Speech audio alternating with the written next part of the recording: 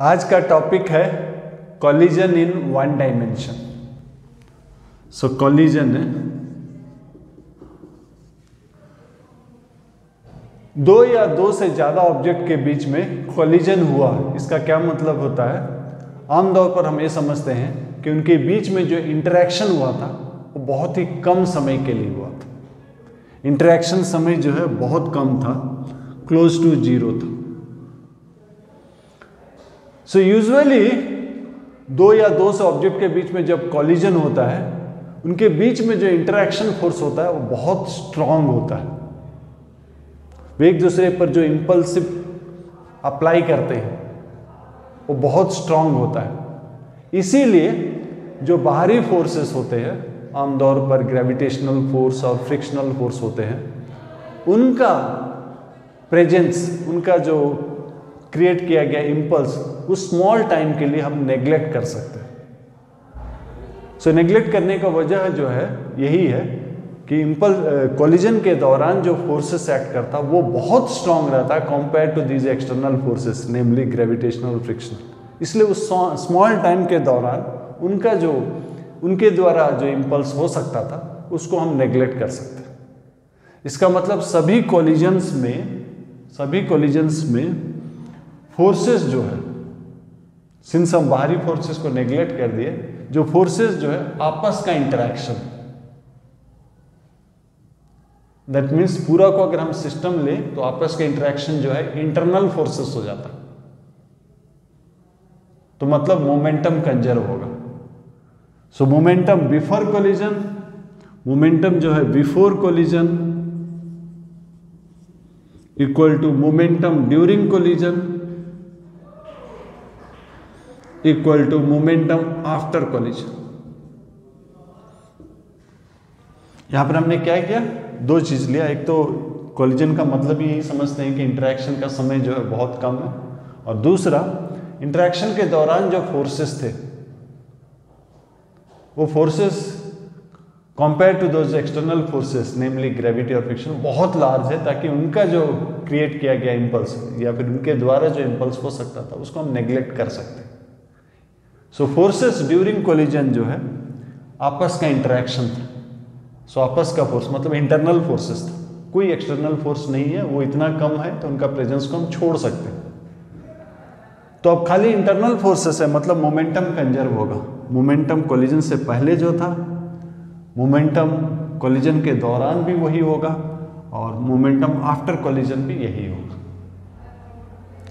लेकिन एनर्जी की जब बात करते हैं, कोलिजन के दौरान जो इंटरेक्शन फोर्सेस था, अगर वो फोर्सेस कंजर्वेटिव है, वो फोर्सेस अगर कंजर्वेटिव है, तो टोटल मैकेनिकल एनर्जी जो है, total mechanical energy before collision equal to total mechanical energy during collision equal to total mechanical energy after collision. So before collision, आमतौर पर बिफोर कोलिजन जो है ये काइनेटिक एनर्जी के फॉर्म में रहता है। बिफोर कोलिजन के दौरान काइनेटिक एनर्जी का पार्ट या फुल्ली जो है पोटेंशियल में बदल जाता है। सो कोलिजन के दौरान, ड्यूरिंग कोलिजन जो है ये के प्लस पी रहता है। फिर कोलिजन खत्म हो जाने के बाद फिर से ये के में बदल जाता है।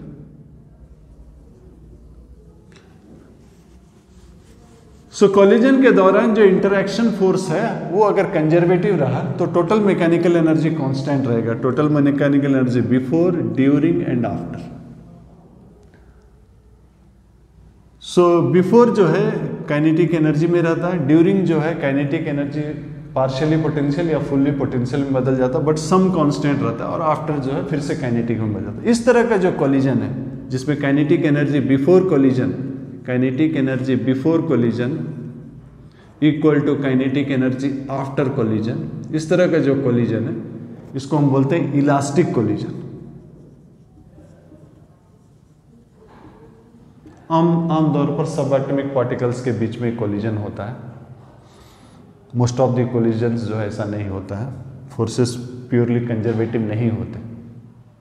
तो कोलिजन के दौरान फोर्सेस अगर नॉन कंजर्वेटिव है तो पार्ट ऑफ मैकेनिकल एनर्जी जो शुरू का एनर्जी था वो अदर फॉर्म्स में बदल जाता है, नेमली साउंड और हीट में बदल जाता है। इसलिए कोलिजन के बाद का जो काइनेटिक एनर्जी है वो कम रहता है, प्रोवाइडेड कोलिजन के दौरान कोई इंटरनल एनर्जी रिलीज ना हो। सो कोलिजन के दौरान अगर कोई इंटरनल एनर्जी नहीं रिलीज होता है तो कोलिजन के बाद जो काइनेटिक एनर्जी होता है वो कम रहता है कोलिजन से पहले जो था। तो ये जो है ये कोलिजन इलास्टिक कोलिजन है, ये जो कोलिजन है ये इन इलास्टिक कोलिजन।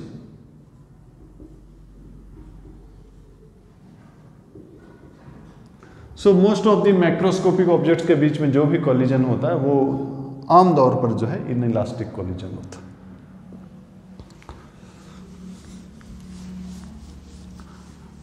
सो आज का क्लास में हम वन डायमेंशनल डिस्कस करेंगे। इससे पहले वन डायमेंशनल कोलिजन में हम पार्टिकल्स का डिस्कस करेंगे। तो ये जो दो पार्टिकल के बीच वन डायमेंशनल कोलिजन हो रहा है, इनके जो इनिशियल वेलोसिटी था, सपोज इसका इनिशियल वेलोसिटी इस तरफ था v1, इसका वेलोसिटी v2 इनिशियल कोलिजन, और इम्पैक्ट लाइन एक दूसरे के जो इंटरेक्शन होता है, इंटरेक्शन वाला लाइन जो है वो भी यही लाइन है। ये इसके ऊपर इतना मोमेंटम, ये इसके ऊपर इतना इम्पल्स अप्लाई करता है, वो भी इसके ऊपर उतना ही इम्पल्स अप्लाई करेगा but opposite direction. So impulse और वेलोसिटी ये सब अगर एक ही लाइन में है तो वेलोसिटी जो है बिफोर कोलिजन जिस लाइन पे था आफ्टर कोलिजन भी उसी लाइन पर रहेगा, राइट। ये हेड ऑन कोलिजन्स है, हेड ऑन कोलिजन्स है। सो इम्पल्स वाला लाइन एक दूसरे पे जो इम्पल्स करते हैं ड्यू टू इंटरेक्शन, और वेलोसिटीज वो एक ही लाइन पर है। लेकिन अगर ऐसा नहीं है तो ऑब्लिक कोलिजन्स भी हो सकता है। सपोज इम्पल्स वाला लाइन ये जा रहा था इस तरफ, लेकिन इनके बीच का इंटरेक्शन इस लाइन पे हो रहा है, तो इम्पल्स ये इसके ऊपर इम्पल्स इस तरफ दे रहा है, सेम अमाउंट ऑफ इम्पल्स ये इस तरफ दे रहा है, तो इम्पल्स इधर है, वेलोसिटी इस तरफ है, तो जाहिर है कि इसका रिजल्टेंट वेलोसिटी इधर कहीं आ जाएगा। सो ये ऑब्लिक कोलिजन है। आज के क्लास में हम वन डायमेंशनल कोलिजन्स डिस्कस करेंगे, जहां जो आप कोलिजन के दौरान जो इम्पल्स एक दूसरे पे अप्लाई कर रहे थे और वेलोसिटी सभी एक ही लाइन पर। तो पहले वन डायमेंशनल इलास्टिक कोलिजन लेते हैं। सभी कोलिजन्स में, हमारे केसेस में सभी कोलिजन्स में जो कोलिजन का टाइम के दौरान जो एक्सटर्नल फोर्सेस है हम उसे नेग्लेक्ट करेंगे, तो सभी कोलिजन्स में हमारे लिए मोमेंटम कांस्टेंट रहेगा। सो पहले हम वन डायमेंशनल इलास्टिक कोलिजन लेते हैं और सिंप्लिसिटी के लिए सभी को सेम डायरेक्शन में लेते हैं।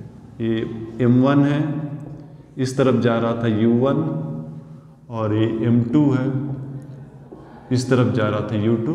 दोनों कोलाइड किए कोलिजन के बाद, ये इसका वेलोसिटी सेम डायरेक्शन में v1 है, इसका भी सेम डायरेक्शन में v2। मैग्नीट्यूड बदल गया बट डायरेक्शन सेम है, और सिंप्लिसिटी के लिए सबको एक डायरेक्शन में से पॉजिटिव एक्स एक्सिस में ले लेते हैं। सो इलास्टिक कोलिजन है, सो पहला सभी कोलिजन्स का पहला इक्वेशन होता है कंजर्वेशन ऑफ मोमेंटम। तो इनिशियल मोमेंटम, अब वेक्टर रोटेशन नहीं दूंगा, सभी को सेम डायरेक्शन में लिया हूं। So initial momentum before collision equal to momentum after collision. ये पहला इक्वेशन, राइट। इसको चाहे तो आप थोड़ा सिंप्लीफाई कर सकते हैं। m1 को इस तरफ ले आइए,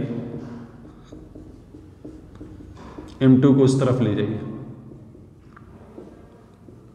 से दूसरा इक्वेशन।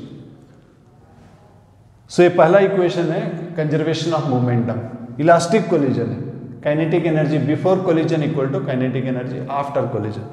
सो before collision half m1 u1 square plus half m2 u2 square, after collision half m1 v1 square plus half m2 v2 square. ठीक है, चाहे तो इसको भी सिंप्लीफाई कर सकते हैं, half m1 u1 square minus v1 square equal to half m2 v2 square minus u2 square, half दोनों साइड कट जाएगा, A square minus B square जो है a minus B into A plus B होता है। So m1 u1 minus v1 into u1 plus v1 equal to m2 v2 minus u2 v2 plus u2।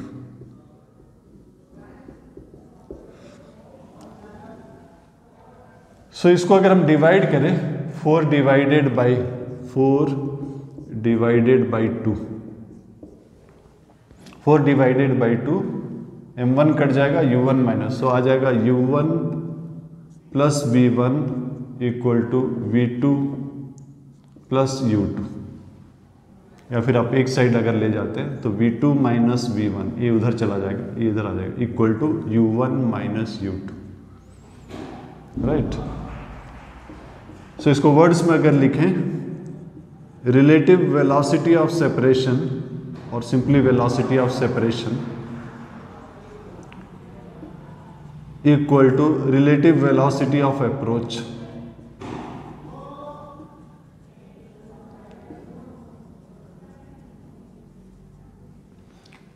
So one dimensional elastic collision अगर होता है तो आपको दो वेरिएबल है, ये इनिशियल कंडीशंस दिया होता है, आपको v1 और v2 निकालना होता है।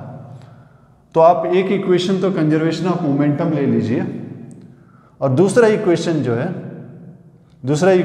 है आप इसको लीजिए। काइनेटिक एनर्जी ले सकते हैं बट ये सेकेंड डिग्री का इक्वेशन है, आपको सॉल्व करने में समय लगेगा, इसीलिए सेकेंड इसको मत लीजिए, एक इसको ले लीजिए और एक इसको ले लीजिए। Relative velocity of separation equal to relative velocity of approach, ये दोनों लेके सॉल्व कर दीजिए, राइट, जल्दी हो जाएगा। इसको लेके भी कर सकते हैं, सेकेंड डिग्री है, टाइम टेकिंग। सो ये है one dimensional elastic collision, kinetic energy before collision equal to kinetic energy after collision, but not during collision. तो इसके ऊपर कुछ क्वेश्चंस पहले कर लेते हैं, इसके ऊपर क्वेश्चंस करते हैं। दो पार्टिकल है, एक मास m, वेलोसिटी 5u है, और एक मास 2m है और इसका स्पीड u है, दोनों एक दूसरे की तरफ आ रहे हैं और कोलिजन इलास्टिक।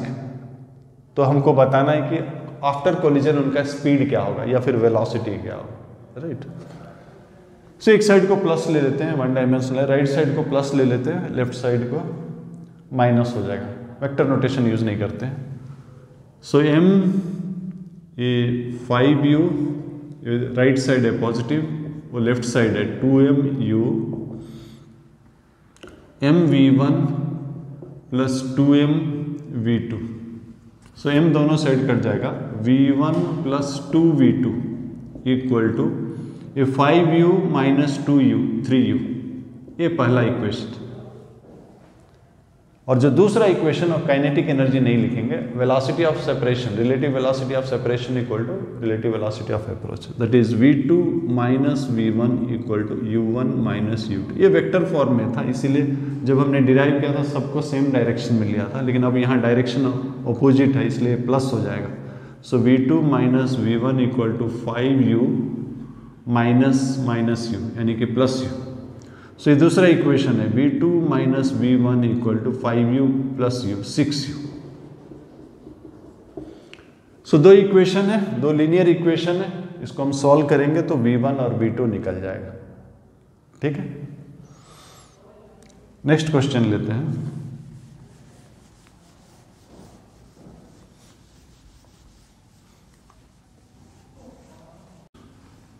नेक्स्ट क्वेश्चन लेते हैं। नेक्स्ट क्वेश्चन कुछ इस तरह से है, ये मास m है और इसका स्पीड u है, इधर एक मास है 3m, ये रेस्ट में, और इनके बीच में इलास्टिक कोलिजन होता है। तो क्वेश्चन ये है कि ये जो कोलाइडिंग बॉडी है कितना फ्रैक्शन या फिर कितना percentage of kinetic energy lose करता है ड्यूरिंग कोलिजन। सो पहले कंजर्वेशन ऑफ मोमेंटम लेते हैं, mu equal to mv1 plus 3mv2। So v1 plus 3v2 equal to u। ये पहला इक्वेशन है। दूसरा equation velocity of separation v2 minus v1 equal to u1 minus 0, ये 0 है। ये दूसरा इक्वेशन। तो हमें पूछा है कि ये कितना काइनेटिक एनर्जी लूज करता है। हमें मालूम है इलास्टिक कोलिजन मतलब टोटल काइनेटिक एनर्जी कांस्टेंट रहेगा, लेकिन क्वेश्चन टोटल का बात नहीं है, ये कितना लूज किया, क्योंकि जितना लूज करेगा वो उतना गेन करेगा।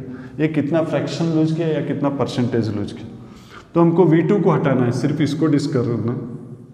v2 को हटाने के लिए यहाँ मैं 3 मल्टीप्लाई कर रहा हूँ, ये 3v2 ये 3v2 कैंसिल हो जाएगा। फिर माइनस कर रहा हूँ v1 माइनस 3v1 यानी कि 4v1 equal to u minus 3u minus 2u। So v1 हो गया minus u by 2, minus u by 2 मतलब ये पीछे की तरफ आ गया, माइनस डायरेक्शन मतलब पीछे की तरफ आ गया। तो कितना फ्रैक्शन लॉस किया, फ्रैक्शन लॉस किया मतलब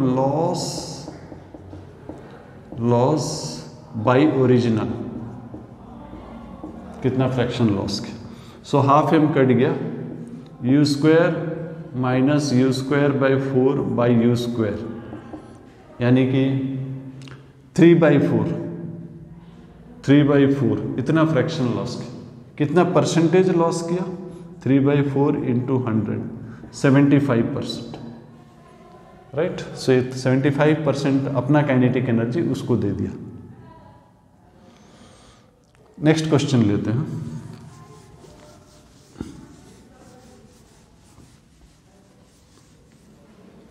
नेक्स्ट क्वेश्चन लेते हैं।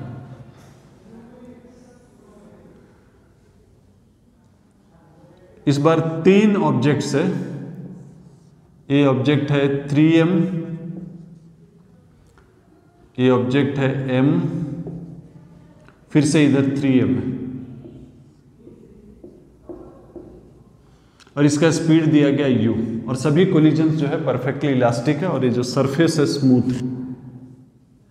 ये इनिशियल कंडीशंस है और हमें पूछा गया कि टोटल नंबर ऑफ कोलिजन्स कितना होगा। तो पहला इन दोनों के बीच में कोलिजन होगा, थोड़ी देर पहले किए थे, फिर से कर लेते हैं। mu equal to mv1 plus 3mv2 यानी कि v1 plus 3v2 equal to u।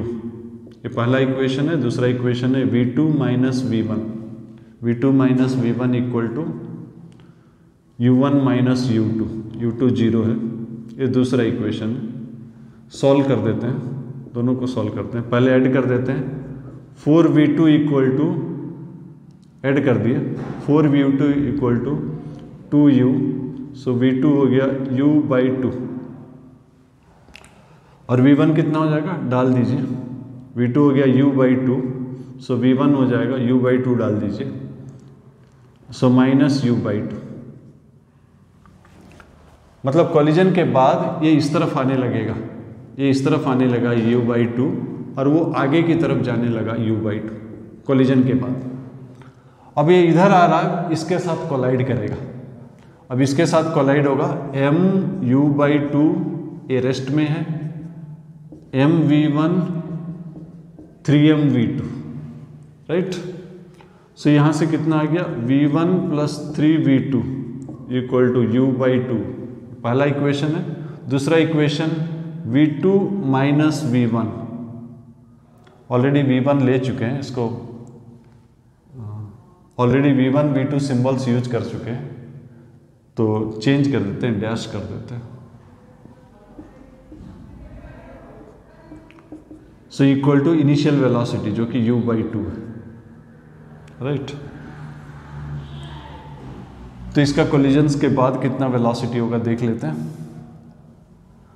Add कर लेते हैं, ऐड करने से ये कट जाएगा, ये 4v2 dash equal to u हो जाएगा।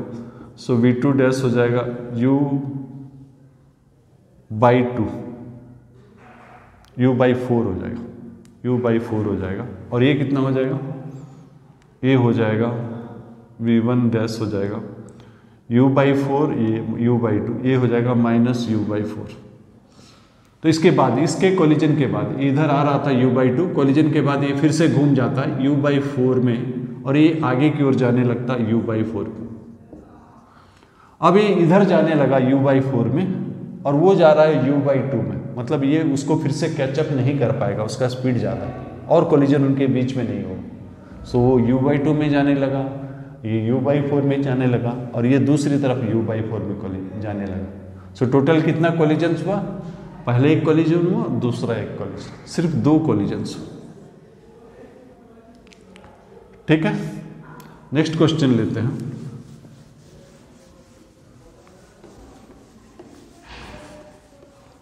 नेक्स्ट कोलिजन लेते हैं, नेक्स्ट क्वेश्चन लेते हैं। नेक्स्ट क्वेश्चन कुछ इस तरह से है, एक ट्यूब है,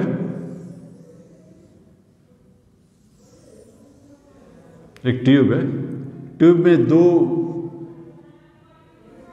पार्टिकल है, इसका जस्ट फिट होता है, m2m है और m है। फ्रिक्शन जो है नेग्लिजिबल है, हॉरिजॉन्टल है, हॉरिजॉन्टल टेबल पर है, ग्रेविटी भी छोड़ देंगे क्योंकि normal force gravity cancel out हो जाएगा। सो इसका स्पीड दिया गया है u1 और इसका स्पीड दिया गया u2। तो ये दोनों कहीं कोलाइड करेंगे, कोलाइड करने के बाद फिर से अलग हो जाएंगे, फिर से कोलाइड करेंगे। तो हमें पूछा गया है इस मूवमेंट को अगर हम t = 0 ले लेते हैं तो कितने समय के बाद पहला कोलिजन होता है, उसके कितने समय के बाद दूसरा कोलिजन होता है, इन टाइम का रेशियो निकालना है, राइट। सो जो ट्यूब है, ट्यूब का रेडियस मान लेते हैं r है। सो कोलिजन के लिए ये दोनों मिलकर जो रिलेटिव डिस्टेंस है उनको सेमी सर्कल कवर करना पड़ेगा। सो पहला टाइम लगेगा सेमी सर्कल यानी कि πr, और दोनों अपोजिट डायरेक्शन में मूव कर रहे हैं। सो रिलेटिव वेलोसिटी जो है प्लस हो जाएगा, अपोजिट डायरेक्शन में रिलेटिव वेलोसिटी प्लस हो जाएगा। एक बार कोलाइड हुआ, कहीं पर भी हुआ, उसके बाद भी सेपरेट हो जाएगा। और हमें मालूम है इलास्टिक कोलिजन में relative velocity of separation equal to relative velocity of approach. So approach relative velocity जो था वही सेपरेशन भी होगा, लेकिन अब जो है रिलेटिव डिस्टेंस पूरा सर्कल कवर करना है। सो इस बार जो डिस्टेंस है रिलेटिव डिस्टेंस 2πr हो जाएगा पूरा सर्कल, और रिलेटिव वेलोसिटी ऑफ सेपरेशन जो है वो same as relative velocity of approach है। तो हमें रेशियो निकालने के लिए कहा गया, रेशियो हो जाएगा 1/2। ठीक है, नेक्स्ट क्वेश्चन लेते हैं। एक बॉल को फेंका गया, बॉल हॉरिजॉन्टली ट्रेवल कर रहा है विथ स्पीड v1। एक ट्रक सामने से आ रहा है, ट्रक आ रहा है, स्पीड v2, और इनके बीच में इलास्टिक कोलिजन होता है। इलास्टिक कोलिजन के बाद बॉल का वेलोसिटी क्या हो?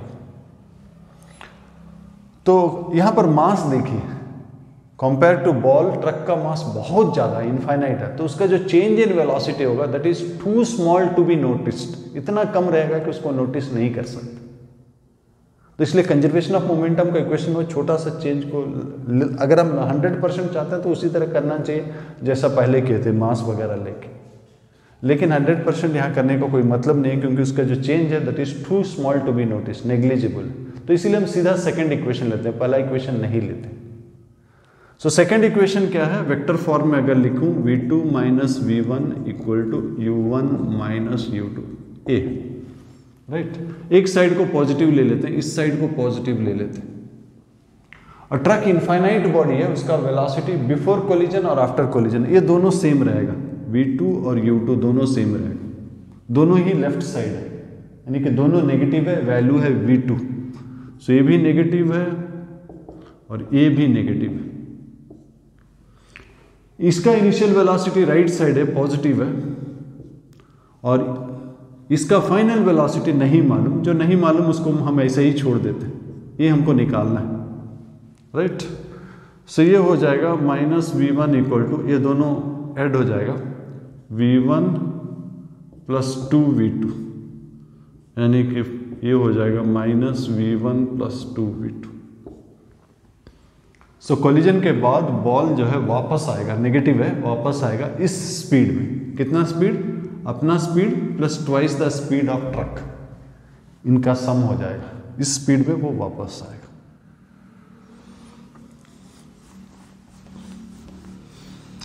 वन डायमेंशनल इलास्टिक कोलिजन का जो प्रॉब्लम्स आप सॉल्व करते वक्त दो इक्वेशन लीजिए, एक कंजर्वेशन ऑफ मोमेंटम और एक तो relative velocity of separation equal to relative velocity of approach. ये दो इक्वेशन लेके सॉल्व कीजिए। उसको लेने से कुछ स्पेशल केसेस है जिसको आप याद रख लीजिए, स्पेशली मेडिकल एग्जाम्स में आपको हेल्प होगा।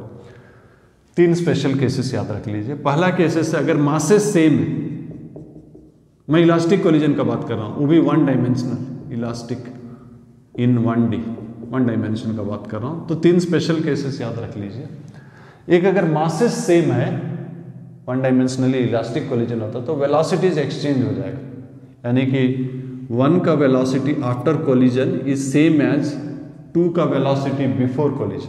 1 और 2 आपस में वेलोसिटीज एक्सचेंज कर लेंगे, राइट। 1 का वेलोसिटी सेम एज 2 का बिफोर कोलिजन, उसी तरह 2 का velocity after collision as same as 1 before collision. ये पहला बात है। दूसरा बात है, एक लाइट पार्टिकल, अगर एक लाइट पार्टिकल मतलब m1 अगर बहुत कम है, जैसे कि एक केस किए थे ट्रक वाला केस, या फिर दीवार की तरफ फेंकते हैं, तो एक लाइट पार्टिकल अगर heavy particle at rest collide करता है, एक लाइट पार्टिकल अगर हेवी पार्टिकल एट रेस्ट को कोलाइड करता है तो heavy particle continues to be at rest, जबकि लाइट पार्टिकल का वेलोसिटी रिवर्स हो जाता है। यानी कि एक बॉल को हम दीवार की तरफ अगर फेंकें और इलास्टिक कोलिजन है तो दीवार कंटिन्यू करेगा रेस्ट में और बॉल जो है रिवर्स हो जाएगा। या फिर एक न्यूट्रॉन यहाँ पर है और एक इलेक्ट्रॉन स्ट्राइक करता है, जो न्यूट्रॉन ऑलमोस्ट रेस्ट में रहेगा आफ्टर कोलिजन, इलेक्ट्रॉन जो है रिवर्स हो जाएगा। और तीसरा केस है, एक लाइट पार्टिकल है और एक हेवी पार्टिकल है, इस बार हेवी लाइट रेस्ट में, एक लाइट रेस्ट में है, तो क्या होता है आफ्टर कोलिजन लाइट पार्टिकल का वेलोसिटी जो है हेवी पार्टिकल का जो वेलोसिटी था उसका ट्वाइस हो जाता है, राइट, इलास्टिक कोलिजन। यानी कि एक ट्रक अगर आ रहा है और अगर हम एक बॉल को छोड़ दिए, ट्रक का स्पीड मान लेते हैं v है, बॉल का 0 है, तो बॉल अगर एक ट्रक को इलास्टिकली कोलाइड करता है तो बॉल का वेलोसिटी आफ्टर कोलिजन 2v हो जाता है। या फिर एक न्यूट्रॉन है, न्यूट्रॉन अगर एक इलेक्ट्रॉन को हिट करता है, इलेक्ट्रॉन एट रेस्ट है, हिट करता है न्यूट्रॉन का स्पीड v है, इलेक्ट्रॉन को हिट करता है, तो न्यूट्रॉन का speed continues to be approximately v, जबकि इलेक्ट्रॉन का स्पीड जो है 2v हो जाता है। सो ये 3 स्पेशल केसेस हम याद रखेंगे, स्पेसिफिकली मेडिकल के लिए यूजफुल होगा।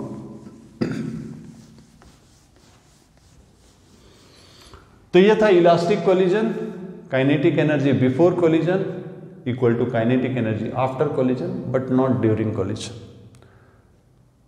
लेकिन इंटरेक्शन के दौरान अगर फोर्सेस जो है वो नॉन कंजर्वेटिव है तो टीएमई कांस्टेंट नहीं रहता, राइट।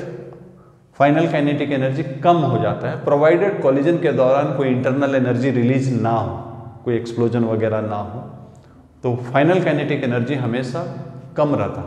और एक स्पेशल केस है जब दोनों स्टिक कर जाते हैं तो उसमें सबसे ज्यादा काइनेटिक एनर्जी लॉस होता है, उसको बोलते हैं कंप्लीटली इनइलास्टिक कोलिजन। सो 1 डायमेंशनल कोलिजन में दोनों अगर स्टिक कर जाते हैं, 1 डायमेंशन का बोल रहा हूं, 1 डायमेंशन में दोनों हिट करते हैं और स्टिक कर जाते हैं, कोई इंटरनल एनर्जी रिलीज नहीं होता, तो उस दौरान काइनेटिक एनर्जी सबसे ज्यादा लॉस होता है, and that is completely inelastic collision. So stick कर जाते हैं, कॉमन वेलोसिटी आ जाता है m1u1 plus m2u2 equal to m1 plus m2v, common velocity. So common velocity हो जाता है m1u1 plus m2u2 by m1 plus m2, ये कॉमन वेलोसिटी। लॉस इन के का मतलब इनिशियल काइनेटिक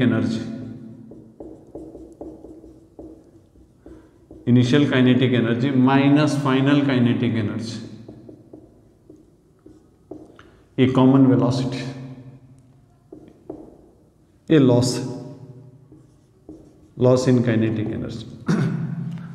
सो V का वैल्यू यहां डाल देंगे और सिंप्लीफाई करेंगे तो ये आ जाता है half m1 m2 by m1 plus m2 into u1 minus u2 whole square, right.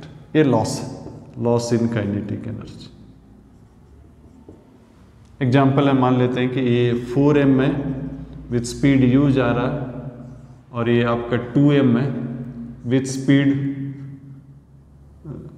Speed मान लेते हैं u जा रहा है या फिर 3u जा रहा है, तो ये कंप्लीटली इनइलास्टिक कोलिजन हो रहा है, तो लॉस कितना होगा? So half 4m into 3m sorry 2m 4m into 2m by 4m plus 2m 6m u। यहां पर ये जो डेरिवेशन में हमने देखा लिया था, जो डेरिवेशन करते हो सब सेम डायरेक्शन में जा रहा है, लेकिन यहां ओपोजिट जा रहा है। सो ये जो माइनस है ये प्लस हो जाएगा होल स्क्वायर, ये हो जाएगा loss in kinetic energy, right. एक क्वेश्चन और ले लेते हैं कंप्लीटली इनइलास्टिक पर। ये मास है 3m, ये स्ट्रिंग है, अटैच्ड है, लेंथ l है, और यहां पर एक मास m जो है, स्पीड जो है आपका √4gl √4gl में हिट करता है और स्टिक कर जाता है, √4gl में हिट करता है और स्टिक कर जाता है। पूछा गया है कि जो कंबाइंड सिस्टम में कितना हाई राइज करेगा। सो कंप्लीटली इनइलास्टिक कोलिजन है, कोई भी कोलिजन हो, पहला इक्वेशन है conservation of momentum. So m into you हो गया √4gl, दोनों स्टिक कर गए, m प्लस 3m, ये कंबाइंड वेलोसिटी। सो v हो जाएगा, ये आपका 2 हो जाएगा gl, √4 मतलब 2 हो जाता है बाई 4। सो v हो गया आपका m √gl, ये 4m है, m कट जाएगा, सो √gl बाई 2। हमें मालूम है अगर up two point of suspension तक जाना है तो कोलिजन के बाद का जो वेलोसिटी है वो √2gl होना चाहिए। अगर √2gl होगा तो ये up to level of suspension जाएगा, उससे अगर कम है, जो कि ये कम है √2gl से, तो up to level of suspension नहीं जाएगा। तो कहाँ तक राइज करेगा? आप सीधा हम यूज कर सकते हैं लॉस इन काइनेटिक एनर्जी। अब पूरा मास हो गया 4m v² equal to gain in potential energy 4m gh। So h हो जाएगा v² बाई 2g, v², इसका स्क्वायर यानी कि 1/4gl v² by 2g। So g cut जाएगा l/8।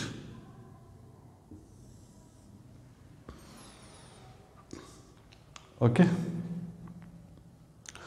सो ये वन डायमेंशनल कॉलिजन्स हमने डिस्कस किया, दो extreme cases, perfectly elastic, no loss in kinetic energy, completely inelastic, maximum loss in kinetic energy. Next class में collision को आगे बढ़ाते हैं।